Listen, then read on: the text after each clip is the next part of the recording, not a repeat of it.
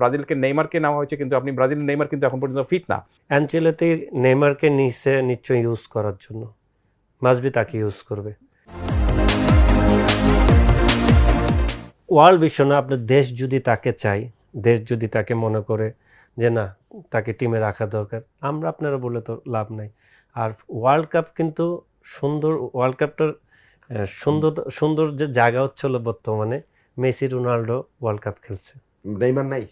Neymar আছে, but নেইমারের আমি আমি আমি এই কাইসার ভাইয়ের সঙ্গে একটা কথা আমি কাইসার ভাইয়ের সাথে একটু দ্বিমত হয়ে এই প্রশ্নটা করি হ্যাঁ, যে না। মেসি রোনালদোর যুগে জন্ম নিয়ে একজন মাত্র ফুটবলারের অবাগা। নাম বিশ্ব উচ্চারণ করতে, এটা নেইমার। অবাগা। Right. মানে আমি এটা রিজন বলি, নেইমারের ব্যাপারটা বলি। অ্যানচেলতি নেইমারকে নিচে নিশ্চয়ই ইউজ করার জন্য, মাসবি তাকে ইউজ করবে, একটু সময় দরকার।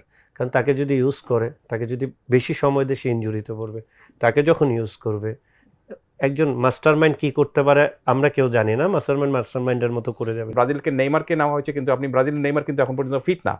আপনি তাকে এবং কার্লো তাকে খেলাবেও না শেষ পর্যন্ত, শুধুমাত্র ফিফার চাপ, ওই দেশের গভর্নমেন্টের চাপের কারণে আমার ধারণা নিয়েছে।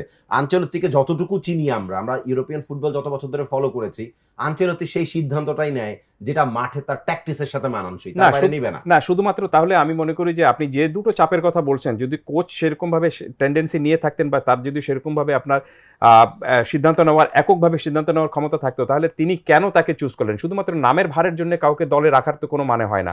ওয়ারেজ আপনি নেইমার এমন কোনো এক্স ফ্যাক্টর না ব্রাজিলের যে তিনি থাকলে ব্রাজিল জিতবে না, এমন কোনো কিছু না। ওয়ারেজ আপনি যদি অন্যদিকে দেখেন, সেখানে কিন্তু মেসি অবশ্যই এক্স ফ্যাক্টর এখন পর্যন্ত।